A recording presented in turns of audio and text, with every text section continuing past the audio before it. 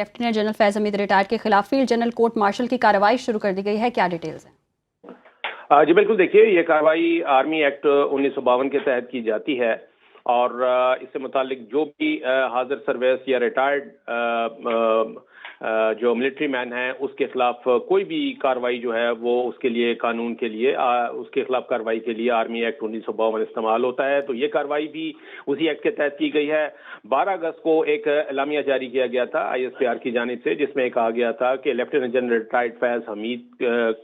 کے خلاف court martial کی کارروائی کے لیے انکوائری شروع کی جا رہی ہے۔ تو وہ انکوائری جو ہے وہ اب مکمل ہوئی ہے، جس کے بعد اب باضابطہ طور پر انہیں چارج شیٹ کر دیا گیا ہے۔ اس چارج شیٹ میں کے مطابق ان میں سیاسی سرگرمیوں میں ملوث ہونے کا الزام ہے، آفیشل سیکرٹ ایکٹ کی خلاف ورزی ہے، اور ریاست کے تحفظ اور مفاد کو نقصان پہنچانے کے الزامات ہیں، اور سرکاری وسائل اور اختیارات کے غلط اور ناجائز استعمال کا جو الزامات ہیں یہ بھی اس چارج شیٹ میں شامل ہیں۔ اب اس چارج شیٹ کے بعد جو ہے وہ باقاعدہ ٹرائل ہوتا ہے، اور یہ ٹرائل جو ہے جب مکمل ہوتا ہے تو اس کے بعد پھر سزا جو ہے وہ عدالت جو ہے وہ اپنا فیصلہ جو ہے وہ سناتی ہے۔ تو دیکھا جائے تو یہ ایک اس میں بڑی پیش رفت ہے کہ 12 اگست کے بعد سے لے کر اب تک جو ہے وہ انکوائری جو ہوئی اس کے نتیجے میں باقاعدہ طور پر ایک چارج شیٹ جو ہے وہ سامنے آ گئی ہے، اور اب جو ہے وہ باقاعدہ ٹرائل ہوگا، اور اس ٹرائل کے بعد پھر جو آرمی کورٹ ہے وہ اپنا فیصلہ سناتی ہے، ملٹری کورٹ۔ اور اس دوران جو ہے وہ فارملی جو فیض حمید ہیں ان کو کیا کیا حقوق حاصل ہوں گے؟ جی دیکھیے، اس میں جو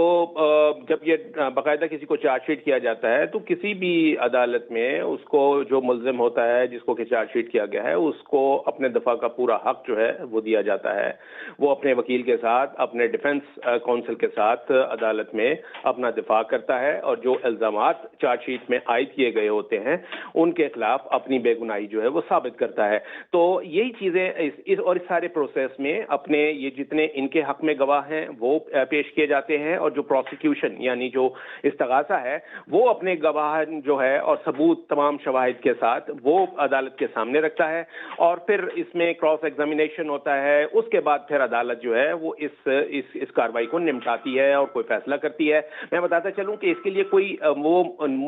مقرر نہیں ہے، کوئی اس کے لیے ٹائم فریم نہیں ہے کہ اتنے عرصے میں فیصلہ ہونا ہے۔ تو یہ ڈیپینڈ کرتا ہے کہ ایک کورٹ جو ہے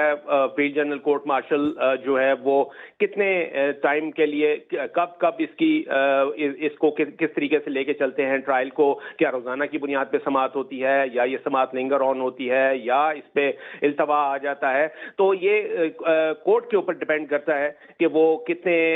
ٹائم فریم کے اندر اس ایک ٹرائل کو مکمل کرتا ہے۔ تو یہ فوری بھی ہو سکتا ہے، یعنی چند دنوں میں ہی جلد سماعت کے بعد روزانہ کی بنیاد پہ سماعت اگر ہوتی ہے تو ایسی صورت میں اس کا فیصلہ جلد بھی ہو سکتا ہے، اور اگر یہ عدالت اس کو التوا کے ساتھ اور بریکس کے ساتھ لے کے جاتی ہے، ٹرائل کرتی ہے، تو ایسی صورت میں ظاہر ہے پھر اس میں ٹائم بھی لگ سکتا ہے، لیکن یہ اب مکمل طور پر یہ والی کارروائی جو ہے یہ عدالت میں ہوگی۔